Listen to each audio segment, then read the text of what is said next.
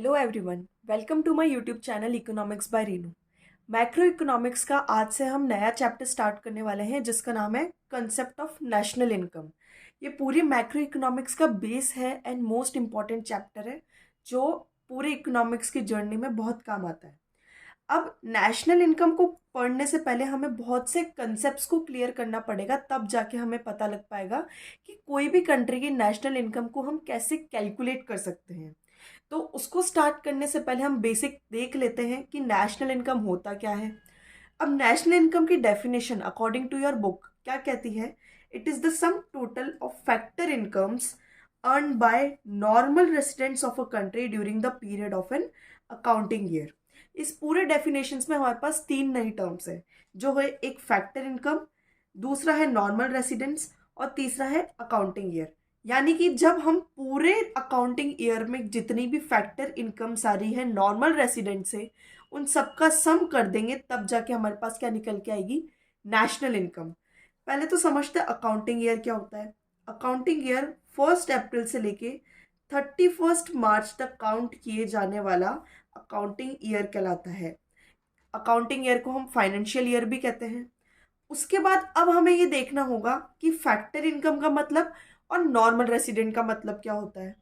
पर अभी के लिए हम ये याद कर लेते कि नेशनल इनकम की डेफिनेशन क्या है। तो जब हम सारे फैक्टर इनकम्स को ऐड करेंगे earned bye normal residents of a country in an accounting year, तो वो क्या कहलाएगा? National income. डेफिनेशन को याद रखने के लिए अगर आप ये तीन की टर्म्स भी याद कर लेंगे तो आपको डेफिनेशन इजीली याद हो जाएगी। अब इसके अंदर दो मेन इंपॉर्टेंट पॉइंट क्या आ रहे हैं? फर्स्ट कि ये फैक्टर इनकम्स को इंक्लूड कर रहा है, और सेकंड कि normal residents of a country होना चाहिए। तो अब इस टर्म को हम इलेबोरेट करके पढ़ लेते हैं। सबसे पहला आता है हमारे पास में फैक्टर इनकम्स। इस टर्म को हमने पहले भी इकोनॉमिक्स में एक बार पढ़ रखा है, सर्कुलर फ्लो ऑफ इनकम के टाइम में। सर्कुलर फ्लो ऑफ इनकम क्या कहता था? एक साइड में हम हाउस होल्ड्स लेते थे, एक साइड में हम जो भी फर्म या इंडस्ट्री है उसको ले रहे थे। तो जब हाउस होल्ड्स फर्म को कुछ सप्लाई दे रहा था तो फर्म हाउस होल्ड्स को कुछ सप्लाई दे रहे थे। अब वो सप्लाई किस चीज़ की थी? हाउस होल्ड्स दे रहे थे उनको फैक्टर सर्विसेज, और उसके बदले में फर्म्स हाउस होल्ड को क्या दे रही थी? Factor incomes. तो यही फैक्टर इनकम की बात यहाँ पर करी जा रही है। अब आपको कुछ थोड़ा याद आया होगा कि फैक्टर इनकम अब क्या है, आपको डिफाइन करना इजीली आ जाएगा।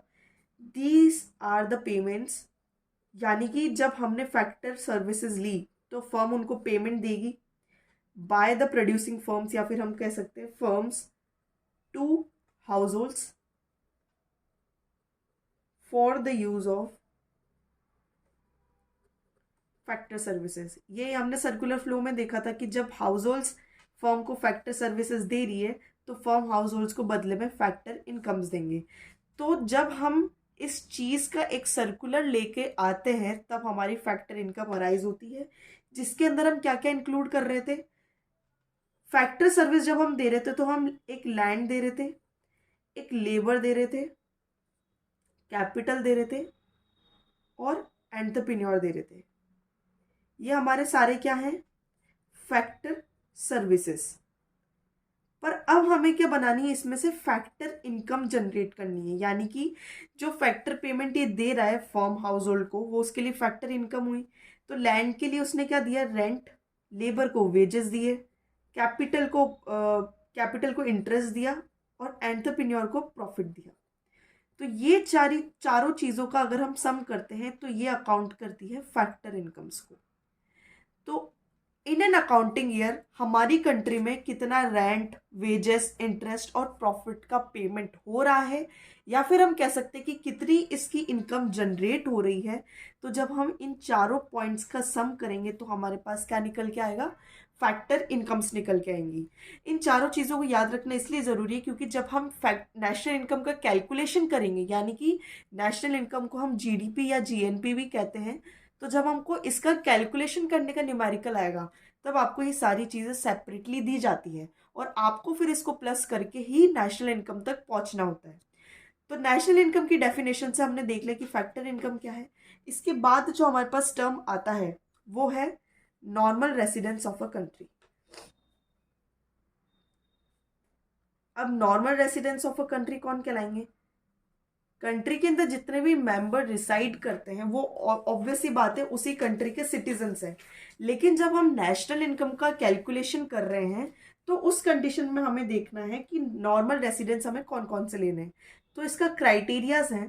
फर्स्ट क्राइटेरिया है who ordinarily resides in the country concern, यानी कि वो उस कंट्री का सिटीजन होना चाहिए, वो वहां पर रहना चाहिए उस कंट्री में, तो वो नॉर्मल रेसिडेंट कहलाएगा।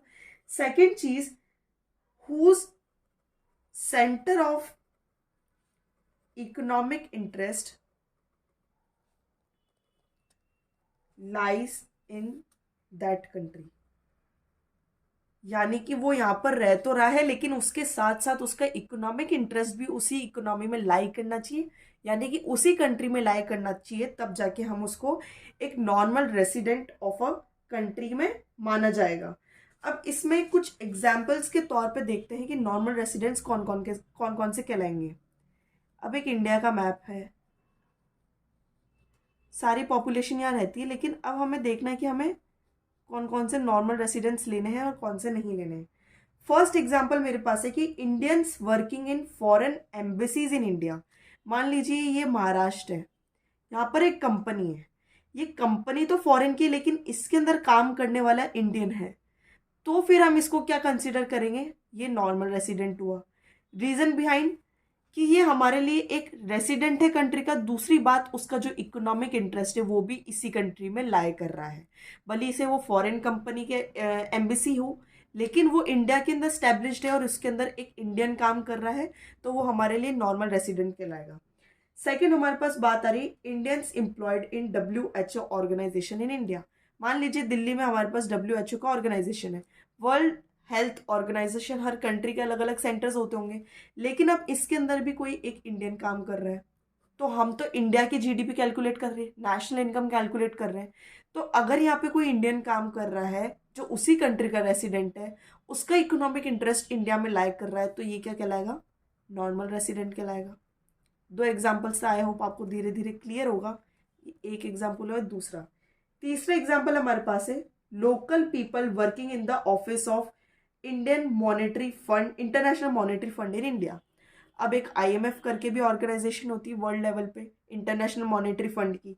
अब इसके अंदर इंडिया के अंदर कुछ लोग काम कर रहे हैं, लोकल पीपल, तो वो भी क्या कहलाएंगे, नॉर्मल रेसिडेंट्स कहलाएंगे। ये थर्ड एग्जाम्पल हो गया। फोर्थ क्या एग्जाम्पल हुआ हमारे पास, ambassador for India in rest of the world. अब इंडिया के बाहर आप मान लीजिए यहाँ पे एक कंट्री है, यहाँ पर एक कंट्री है लेकिन ambassador for India in rest of the world, यानी कि जो भी इंडियंस यहाँ पे काम करने जा रहे हैं उनको भी हम नेशनल इनकम के अंदर काउंट करेंगे। The foreign citizens living in India for a period of more than 1 year, जहाँ पे फॉरेन लोग, फॉरेन से आए हुए लोग भी काम कर रहे हैं इंडिया के, वो तो हमारे इंडिया के सिटीजन्स नहीं है, पर अगर उनको रहते रहते एक या एक से ज़्यादा साल हो जाएंगे तो हम उनको नॉर्मल रेसिडेंस के अंदर कंसीडर करने लग जाएंगे, भले से वो मेडिकल ट्रीटमेंट के पर्पज से आए हो, भले वो स्टडीज के पर्पज से आए हो। तो ये कुछ एग्जाम्पल्स है जिसको हम normal residents of a country के अंदर काउंट करेंगे। अब कुछ ऐसा एग्जाम्पल जिसको हम नहीं लेंगे, तो foreigners working in Indian embassies in Canada या जापान। अब बाहर का कोई देश है, मान लीजिए जापान है, पर यहाँ पर हमारी एक इंडियन एम्बेसी है, मान लीजिए कोई अंबानी की कंपनी है, पर इस कंपनी के अंदर कोई फॉरेनर काम कर रहा है, भले से ये इंडिया की कंपनी है, पर अगर इसके अंदर फॉरेनर काम कर रहा है तो हम उसको नॉर्मल रेसिडेंट के कैटेगरी में काउंट नहीं करेंगे, क्योंकि अगर जापान में रहते हुए भी अंबानी की कंपनी ने उसको कोई वेजेस दिए हैं तो वो हमारी कंट्री के वेजेस में काउंट नहीं किए जाएंगे, वो जापान के वेजेस में काउंट किए जाएंगे, क्योंकि वो जो भी XYZ पर्सन है वो इकोनॉमिक इंटरेस्ट किसके अंदर रख रहा है, जापान के अंदर रख रहा है, भले से वो अंबानी की कंपनी में काम कर रहा हो। सेकेंड हमारे पास एग्जाम्पल क्या आता है नॉन रेसिडेंट का, foreigners working in world health organization located in India. तो जो ये वर्ल्ड हेल्थ ऑर्गेनाइजेशन थी, जब इसके अंदर इंडियन काम कर रहा है तब तो हम नॉर्मल रेसिडेंट ले रहे हैं, लेकिन अगर कोई नॉन इंडियन काम कर रहा होगा तो हम उसको नॉन रेसिडेंट के पर्पज से कंसीडर करेंगे, क्योंकि अगर यहाँ से उसको कोई भी सैलरी दी जा रही है तो वो उसकी कंट्री के अंदर काउंट करी जाएगी, हमारी कंट्री के अंदर काउंट नहीं करी जाएगी। थर्ड एग्जाम्पल है ambassador in India from rest of the world. मान लीजिए ये इंडिया है, इसके अंदर हमारे फॉरेन से बहुत सारे लेबर्स आ गए ऑल ऑफ अ सडन, वो हमारे लिए एम्बेसडर बन गए, तो इन सबको भी हम काउंट नहीं करेंगे, ये हमारे लिए नॉन रेसिडेंट कहलाएंगे, क्योंकि यहाँ से जितनी भी वो अर्निंग होगी वो एज अ ट्रांसफर पेमेंट मानी जाएगी, यूनिलेटरल ट्रांसफर मानी जाएगी उनकी कंट्री के लिए, जहाँ से भी वो आ रहे हैं, भले जापान से आ रहे हो, अमेरिका से आ रहे हो, यूरोप से आ रहे हो, तो वो हम नॉर्मल रेसिडेंट की कैटेगरी में कंसिडर नहीं करेंगे। तो ये कुछ एग्जांपल्स थे किसके, normal resident of a country को समझने के लिए। तो आई होप यहाँ से आपको नेशनल इनकम का कंसेप्ट थोड़ा सा क्लियर हुआ होगा कि जो हम डेफिनेशन में बात कर रहे हैं कि हम सारे फैक्टर इनकम का सम करेंगे, किन की फैक्टर इनकम का, जो हमारे कंट्री के लिए नॉर्मल रेसिडेंट है और उनको इंडिया में वो और इंडिया में भी रह रहे हैं या बाहर में रह रहे हैं, वो हम काउंट करेंगे according to the definition of normal resident of a country. पर एक शर्त है कि एक अकाउंटिंग ईयर के अंदर वो सारा कैलकुलेशन होना चाहिए, तो हम उस चीज़ को नेशनल इनकम में काउंट करेंगे। फिर हमने देखा फैक्टर इनकम क्या है, तो जितनी भी इनकम अर्न करी जा रही है in the purpose of rent, wages, interest and profit, वो फैक्टर इनकम होगी। और नॉर्मल रेसिडेंट कौन होंगे हमारे, जो उस कंट्री में रिसाइड करते हों और उनका इकोनॉमिक इंटरेस्ट भी उसी कंट्री के अंदर हो। अब यहाँ पे एक पॉइंट ये ऐड ऑन होता है कि फैक्टर इनकम ट्रांसफर इनकम से अलग होती है। दो इनकम्स काउंट की जाती है, एक तो फैक्टर इनकम और एक ट्रांसफर इनकम। अब हमने फैक्टर इनकम तो देख लिया क्या चीज़ है, जब हम फैक्टर सर्विसेज दे रहे हैं तो हमने जो अर्न करी है वो इनकम फैक्टर इनकम हुई, तो कहीं ना कहीं आपकी अर्निंग कहलाएगी।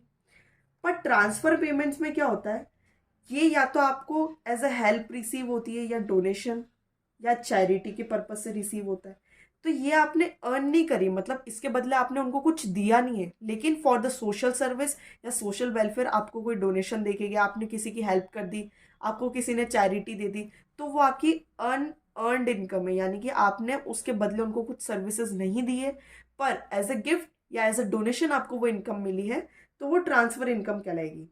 तो इस ट्रांसफर इनकम को हम जनरेशन ऑफ नेशनल इनकम में नहीं लेते हैं, क्योंकि इससे हमें कुछ प्रोडक्शन प्रोसेस नहीं हुआ है, यानी कि हमने किसी को कुछ सर्विस दे के अर्न नहीं करा है, यानी कि कुछ भी इकोनॉमिक एक्टिविटी अर्न नहीं हुई है, इसलिए हम इसको काउंट नहीं करेंगे। पर नेशनल इनकम के अंदर हम फैक्टर इनकम्स को काउंट करते हैं, क्योंकि एक जगह हमने फैक्टर सर्विस दी है, उसके बदले में हमें फैक्टर इनकम रिसीव हो रही है।